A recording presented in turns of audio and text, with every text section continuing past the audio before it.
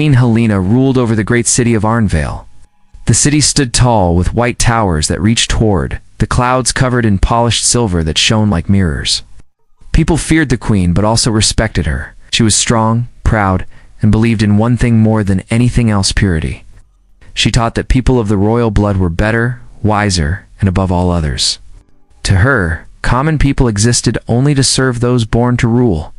Her daughter, Princess Evelyn, grew up in this world of rules and distance. Every morning began the same way. Servants dressed her in bright gowns, teachers lectured her about duty, and her mother reminded her of what it meant to be royal. Evelyn would look out from her tall window, seeing the streets far below, filled with people working and talking, people who seemed far more alive than anyone inside the palace. Though she never said it out loud, Evelyn felt lonely. She missed her father, who had died when she was small. Her mother loved her in her own cold way, but affection in the palace always came with conditions. Everyone's words felt measured, like they were weighed before being spoken. One day the queen gathered her advisors in the throne hall. Her kingdom had many enemies, and she wanted a new defense system to make Arnvale undefeatable. The royal engineers came with blueprints and ideas, but none were enough. Then, through the doors, came a group of common-born scientists brought from the coastal cities.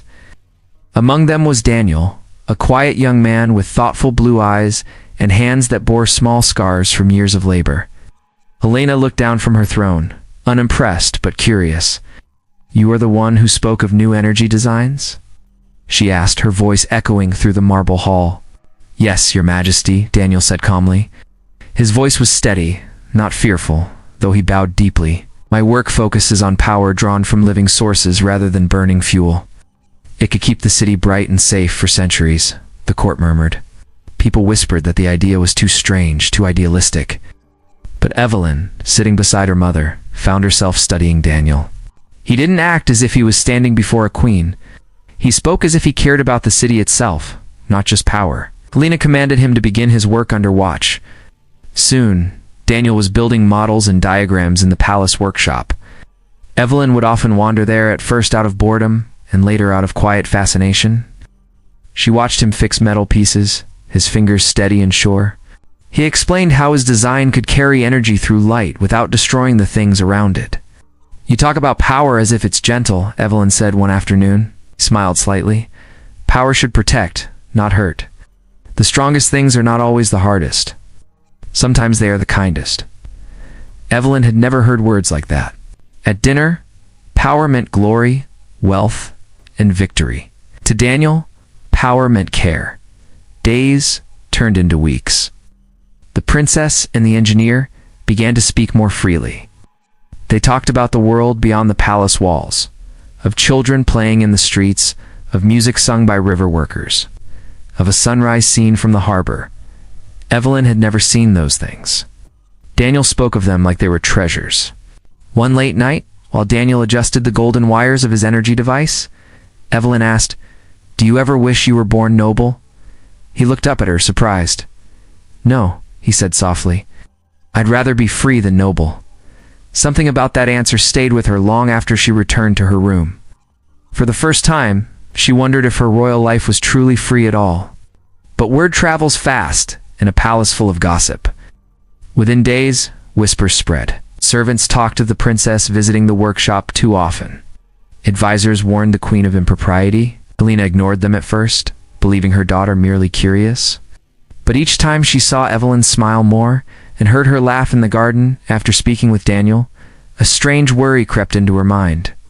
Evelyn felt that same worry in herself. She didn't fully understand what she felt, only that she could breathe easier around him. Daniel treated her not as a symbol, but as a person. He listened when she spoke, even when her words were uncertain. One evening, a storm shook the sky. Thunder rolled over the palace roofs.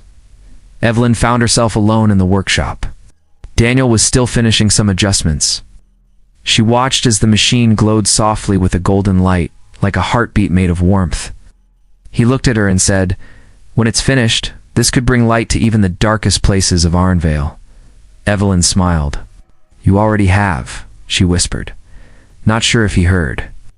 Outside, the rain fell harder, washing the city clean for one quiet moment. Inside the palace, without either of them knowing. That single spark between a princess and a common man had already begun to change the fate of a kingdom. The summer sun lay gently over Arnvale, turning the marble towers golden. The palace gardens were full of color and fragrance, but for Princess Evelyn, the loveliest part of her days was still hidden within the workshop. There, away from the guards and advisors, Daniel worked patiently beside piles of metal and glass, shaping his new energy system piece by piece. He was never in a hurry. He moved with quiet care, his eyes bright with purpose. Evelyn often sat near the open window, watching him while pretending to read a book. She would ask questions that seemed small, but that always turned into long talks about the things outside her world. Daniel told her about the coastal town where he was born. He spoke of fishermen fixing nets, children chasing seagulls, and his mother singing softly while cooking stew. Evelyn listened with glowing eyes. These were simple things, yet they felt magical to her. "I think your home must be happier than the whole palace," she said once. "Happiness does not need a palace. It just needs love and peace." Evelyn thought about those words long after he said them. In the palace, love was a word rarely used, and peace was something people pretended to have. Still, whenever she was near Daniel, everything felt lighter. But others were beginning to take notice. Servants started whispering. Guards eyed her with confusion when she visited the workshop so often. One evening, Lady Clara, her mother's favorite advisor, came to her chamber. "My princess," Clara began gently, "the queen grows uneasy. She hears talk about your visits to the inventor. It is not seemly for you to spend so much time with a common man." Evelyn's heart clenched. He is not just a common man. He is making something that will help everyone. It is right that I learn from him. The advisor sighed. "Curiosity is fine, my lady, but feelings are dangerous. The queen believes emotions make rulers weak."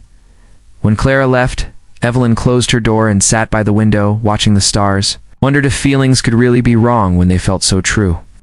The next morning, she went to see Daniel again. He noticed she looked different, quieter. "You seem troubled," he said kindly. "Everyone says this is wrong," she whispered. "They say I must not care too deeply for someone like you." Daniel put down his tools and looked at her.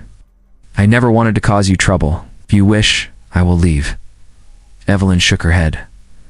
"No, please stay.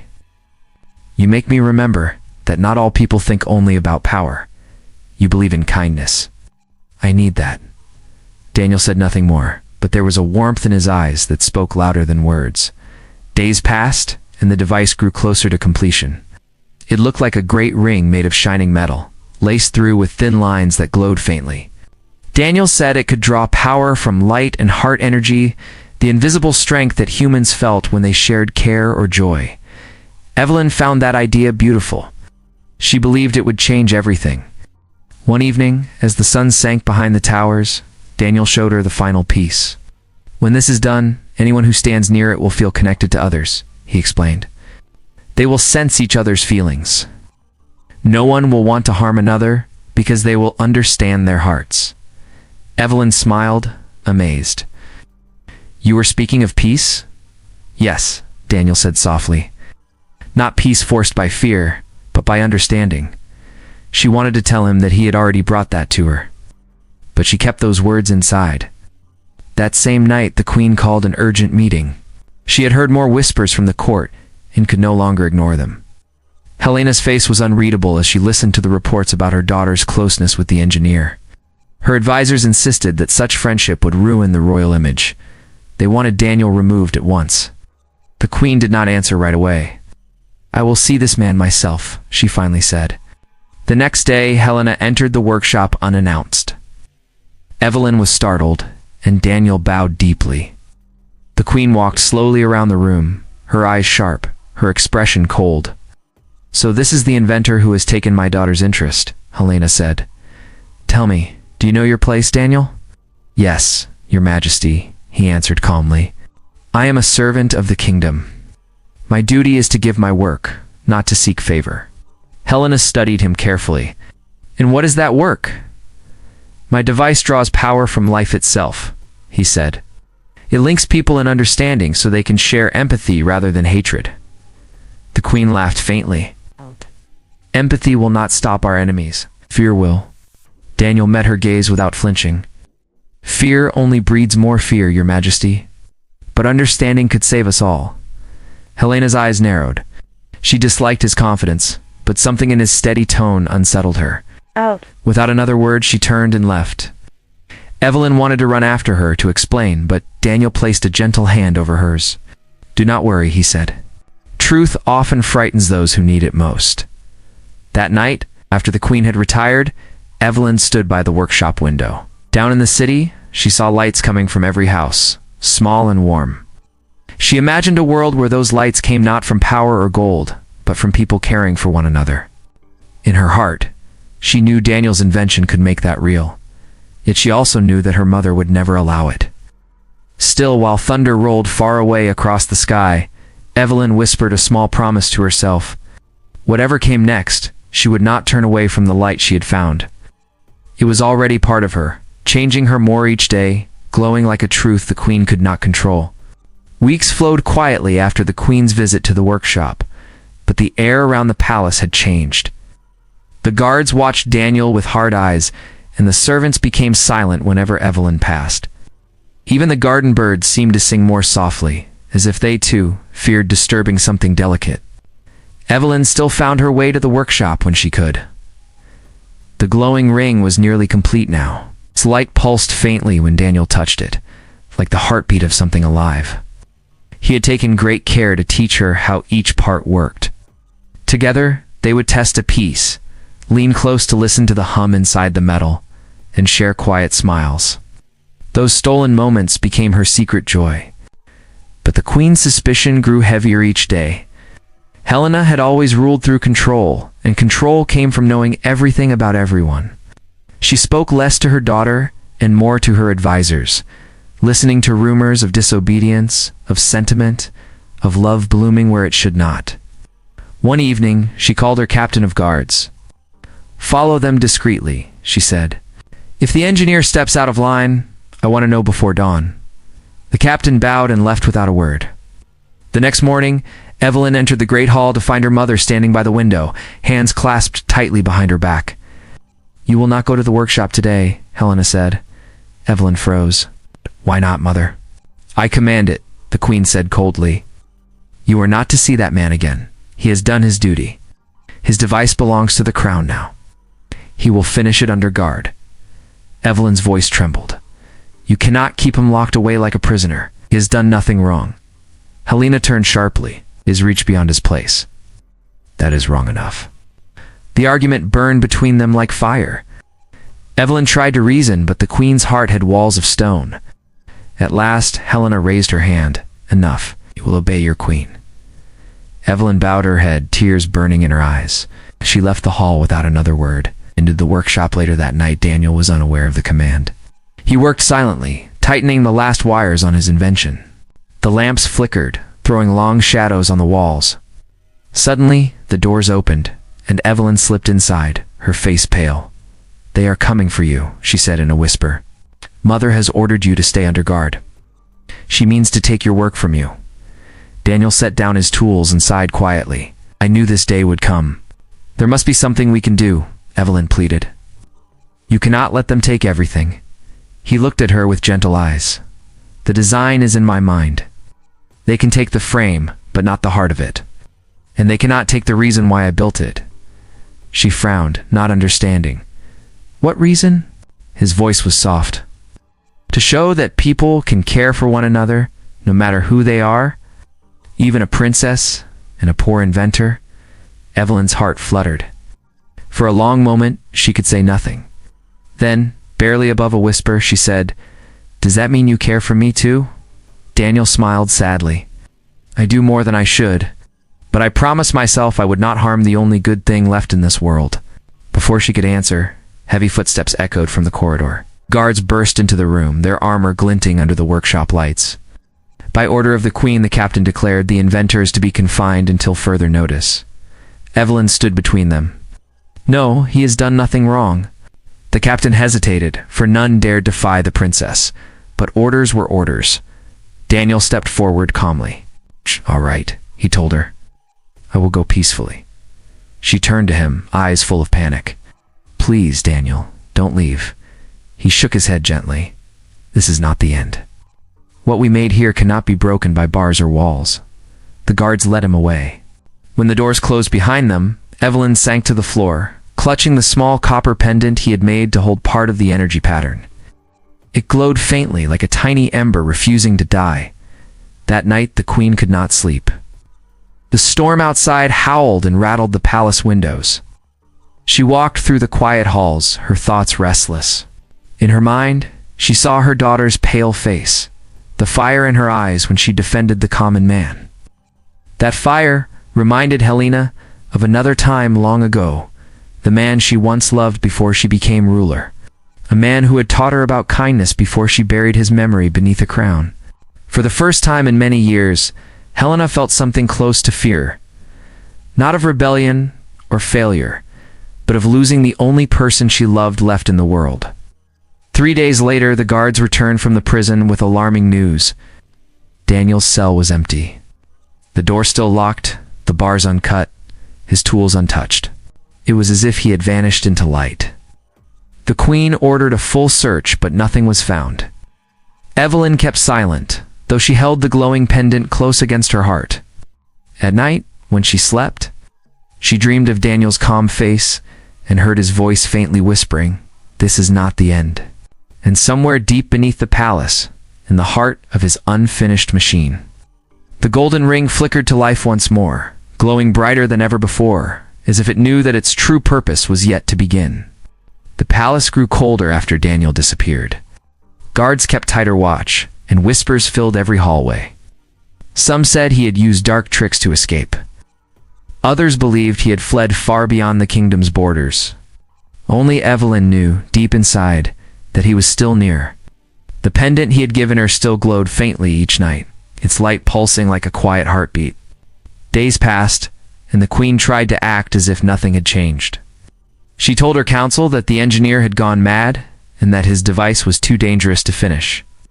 Yet when she passed through the workshop, she could not help but look at the silent ring that still stood in the center of the room.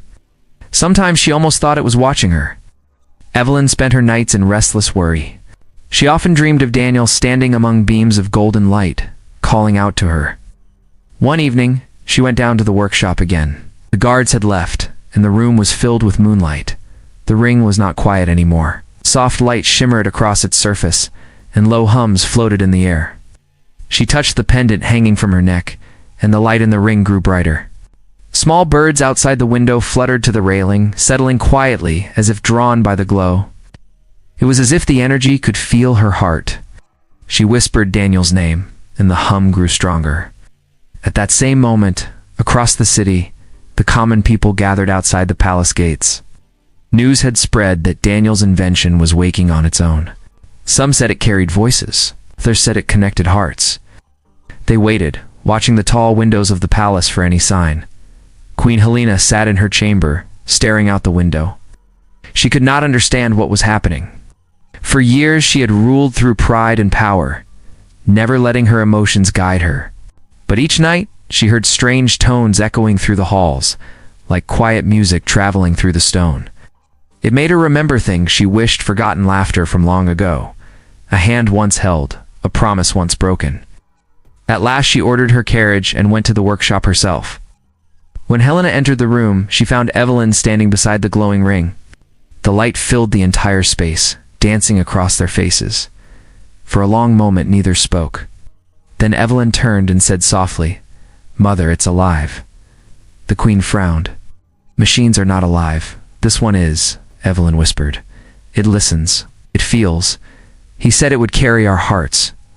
"Who taught you such nonsense?" Helena asked sharply, but her voice trembled. "Daniel," Evelyn said, her eyes full of tears. "He built it to help people understand each other. It connects those who open their hearts." Helena hesitated and stepped closer. "It is dangerous." "No," Evelyn said gently. "It shows the truth." Before her mother could stop her, Evelyn pressed the glowing pendant to the ring. A wave of light filled the room, bright but soft, like the first touch of dawn. Helena gasped. Her thoughts blurred, filled suddenly with images, not her own faces, of her people, their hopes, their fears, their love for their families.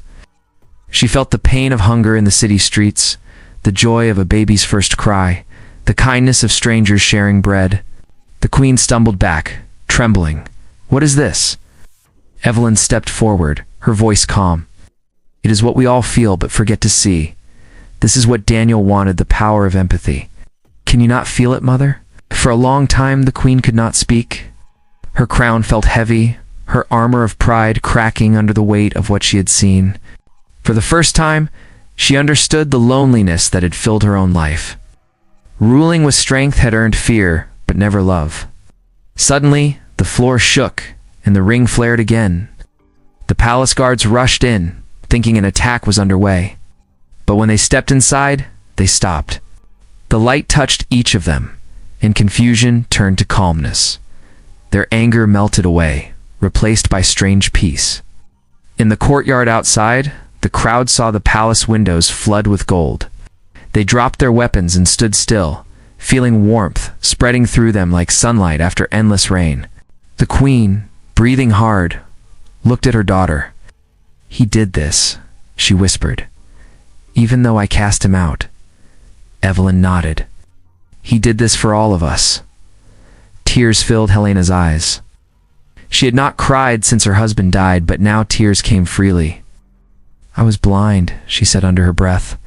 "I thought power was cold and perfect. But this is true power." As the light faded, Helena reached out a trembling hand toward her daughter. "Forgive me, Evelyn." Evelyn took her hand softly. "You don't need to ask. You only have to understand." The light of the ring dimmed to a soft glow that filled the workshop with calm silence. Outside, the people began to cheer, not in fear, but in hope. The guards lowered their weapons. Ministers looked at one another with wonder. That night, for the first time in many years, Queen Helena walked among her people without guards. They reached out to her not with fear, but with open hands. The queen felt the truth. She had spent her life ruling people she had never really seen. Far away in the quiet hills beyond the city, Daniel watched the golden light fade, smiling faintly. He knew the machine had finally done what it was made for. The queen and her daughter had found what he could never build with tools alone: connection of hearts. In Arnvale, peace no longer felt like a dream. It was real, glowing gently in every home and every human heart. Morning rose over Arnvale with a calm the city had never known. The air seemed lighter, and people smiled openly as they met on the streets. The golden glow that had filled the sky the night before still shimmered faintly on the towers, as if it refused to leave. The strange light had touched every heart, and though no one could clearly explain it, they all felt changed. Within the palace, Queen Helena stood by her balcony and looked at her people. For years, she had looked down at them like a ruler surveying her subjects. Now she saw them as people with faces and stories, not as nameless figures. She could see love in the way the mothers held their children, strength in the way workers lifted stones together, and hope in the laughter of the young. Her advisors waited nervously behind her. They did not understand the queen's silence or the softness in her eyes. Finally, she turned to them and said, "From this day onward, there will be no difference between those born noble and those born humble. Everyone shall be free to learn, speak, and live as they wish." The ministers gasped. "Your Majesty," one said, "this will destroy the old laws." Helena's voice was calm but firm. "Then we will make new ones." Word spread quickly through the halls and into the city. There were tears and cheers and disbelief. For the first time in generations, the walls between rich and poor began to crumble. Evelyn walked beside her mother through the palace gardens later that morning. The queen's hand trembled slightly, but her face was softer than Evelyn had ever seen. The flowers around them seemed brighter, the air full of quiet music made by the breeze and chirping birds. "Mother," Evelyn said softly, "you have changed everything." Helena nodded slowly. "It was your friend's invention that showed me who I truly was. I only wish I could thank him." Evelyn smiled faintly. "Maybe you still can." She took out the copper pendant Daniel had given her. It still glowed gently. The queen looked at it closely, then at her daughter. "You miss him." "I do," Evelyn said. "He risked everything to bring kindness to this kingdom. He believed the heart can guide power better than fear." For a while they stood in silence, watching the sunlight glint on the fountain. Then a messenger hurried across the lawn. breathless and covered in dust. He knelt before the queen and said, "Your Majesty, a man waits at the city gate. He says he once served the crown and brings news of great peace." Evelyn's heart raced. "It must be him," she whispered. Moments later, both women rode through the streets with a small escort. People moved aside, cheering softly as they passed. When they reached the gate, Daniel stood there, calm as always. His clothes were worn, his hair longer, but his eyes still held the same quiet warmth. Helena stepped down first. For a long time, she simply looked at him. He bowed respectfully, but without fear. "I see your invention worked beyond imagination," she said. "I only built what was already in the hearts of people," he replied. "They only needed to feel it again." The queen's lips curved into a faint smile. "I owe you an apology, Daniel. I chased you away when you offered light." He shook his head. "You found it nonetheless. Sometimes hearts must be broken before they can open." Evelyn's eyes filled with tears. She stepped forward and took his hand. Daniel looked at her and smiled, the same gentle smile that had once given her courage in the workshop. "You kept a pendant," he said. "It kept me," she replied quietly. "Oh." The queen watched them both with a calm that was almost peace. No longer saw Daniel as an outsider or threat. She saw a man who had given her kingdom a soul. Slowly, she reached out her hand and placed it over their joined ones. Her voice was soft. "From this day forth, the court will honor you not as a servant, but as one of us. You have given this world a gift it did not deserve. The least I can offer is my respect." The guards and ministers behind her bowed deeply. The people waiting in the streets fell silent for a moment before breaking into applause. Then something unexpected happened. Evelyn turned toward her mother and said clearly, "Mother, you always taught me that family means duty. But Daniel has cared for me, protected me, and taught me how to be strong. He is family to me." Helena looked at her, startled, but not angry. Evelyn's next word came like a quiet thunder that filled the air. "Parent," she said softly, looking at Daniel. The queen blinked in shock. For a moment, no one moved. She understood then that her daughter did not mean to replace her, but to welcome another heart into their circle. Family was not only blood or crown. Family was care, the bond of love freely given. Tears blurred the queen's eyes. She stepped forward and embraced them both. The people watching began to cheer, the city ringing with joy. The golden ring in the palace glowed one last time, casting light across Arnvale like a farewell blessing. That night, the queen walked once more among her people, not as ruler, but as their equal. Laughter filled the streets. Music floated on the breeze. And from the highest tower of the palace, a soft light shone, the symbol of a new age born from understanding. Daniel remained by Evelyn's side, not as a servant or lover of power, but as a guide and friend. Helena ruled with warmth instead of fear, her crown no longer a symbol of distance, but of unity. And if ever she doubted the strength of her heart, she had only to remember the word that changed her forever, the word her daughter spoke with truth and love: parent.